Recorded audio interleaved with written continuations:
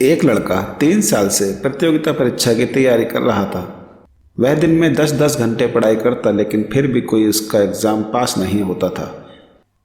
एक दिन शाम को वो पढ़ाई कर रहा था, तभी उसके पिता दूध लेकर उसके पास आए और कहा कि पहले ये दूध पी लो, उसके बाद पढ़ाई करना।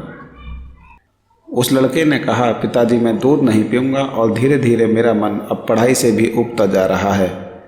इतनी पढ़ाई के बाद भी मुझे सफलता नहीं मिली है। पिता ने बेटे को परेशान देखा तो उसकी आंखों में आंसू आ गए। फिर थोड़ा संभल कर उसने कहा, बेटे मैं तुझे पढ़ते हुए सालों से देख रहा हूँ, लेकिन तुझे इतना हताश कभी नहीं देखा। पिता ने बेटे को सुबह जल्दी उठने के लिए कहा। बेटे के पूछने पर उसने बताया कि वह एक IAS ऑफिसर को जानते हैं और उनके पास जाकर सलाह लेंगे। वे दोनों सुबह सुबह ही IAS अधिकारी के यहाँ पहुँचे। दरवाज़ा खोलने पर उस अधिकारी ने दोनों को बिठाया और आने की वजह पूछी। पिता ने अधिकारी को बेटे के बारे में बताया और कहा कि वह कई साल से पढ़ाई कर रहा है, लेकिन सफलता उसके हाथ नहीं लगी है। अधिकारी ने लड़के की तरफ देखा और पूछा, तुमने अब तक कितने कॉम्पिटिटिव एग्ज़ाम दिए हैं? लड़के ने बताया कि वह 3 सालों में 16 से ज़्यादा एग्ज़ाम दे चुका है, जो कि मीडियम से लेकर हाई पोस्ट के थे। अधिकारी ने कहा, 16 एग्ज़ाम जो तुमने दिए और असफल रहे, उसको बाद में कभी देखा कि कौन कौन से वो सवाल रहे जो तुम हल नहीं कर सके?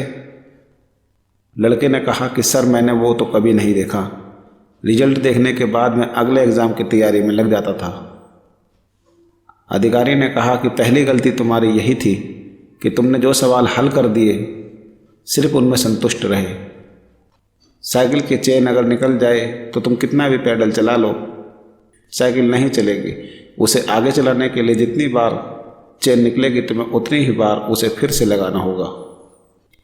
इसलिए पहला नियम ये रखो कि जब भी कोई एग्ज़ाम दो और उसकी आंसर की जब पब्लिश हो जाए, तब जो सवाल तुमसे नहीं हुए थे उनको बार बार करो और इतनी बार करो कि अगली बार क्वेश्चन जब तुम्हारे सामने आए तो उसे देखते ही उसका जवाब तुम्हारे मन में आ जाए। अधिकारी ने लड़के से फिर एक सवाल पूछा। सवाल सिंपल और सामान्य ज्ञान से संबंधित था। सवाल को बताने के बाद उसने 4 ऑप्शन भी दिए, जिनमें से एक ऑप्शन सही था और बाकी 3 गलत। पहले सवाल सुनकर लड़के को लगा कि उसका आंसर तो वो शायद जानता है, लेकिन जैसे ही उसने ऑप्शंस देखे तो जो थोड़ा थोड़ा याद आ रहा था वो भी ओझल हो गया। अधिकारी ने वो 4 ऑप्शंस इतने मिलते जुलते दिए थे कि चारों ऑप्शन ही सही लगने लगे और फिर उसने जो ऑप्शन चुना वो गलत ऑप्शन था। अधिकारी ने बताया कि तुम्हारी दूसरी गलती यही थी कि तुमने बुक्स में पढ़ाई तो की, लेकिन रिवाइज का नियम तुमने नहीं अपनाया।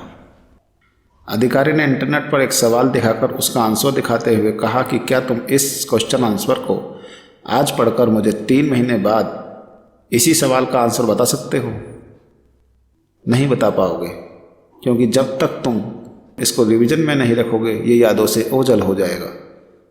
ठीक वैसे जैसे कि कॉलेज टाइम में जितने स्टूडेंट के नाम तुम्हें उस वक्त पता थे, तुम सभी के नाम अब नहीं बता सकते और कुछ का तो चेहरा भी याद नहीं होगा। अधिकारी ने कहा कि अगर आप किसी सवाल का आंसर जानते हो तो उसको मन में इस तरह उतार लो कि उससे मिलते जुलते हुए 4 तो क्या 40 ऑप्शंस भी अगर सामने आ जाएं तो तुम सही ऑप्शंस को देखते ही कहो कि इसका आंसर तो ये है। लड़के ने कहा कि सर मुझे मेरी गलती का आभास हो रहा है और मैं इन कमियों को दूर करके नए उल्लास और विश्वास के साथ पढ़ाई करूँगा। अधिकारी ने लड़के की आंखों में चमक देखी और उसने लड़के को सफलता का आशीर्वाद दिया। दोस्तों, ये कहानी आपको कैसी लगी कमेंट्स में ज़रूर बताना।